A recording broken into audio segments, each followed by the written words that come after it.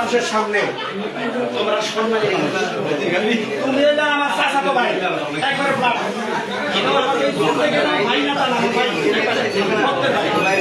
এটা আমার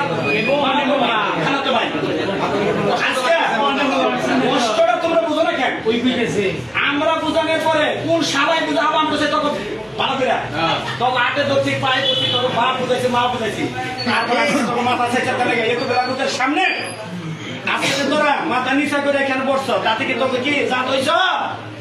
এই তোর না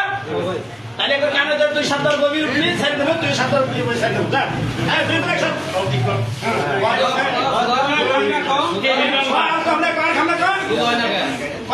হ্যাঁ, গুলি সব ওকে যাও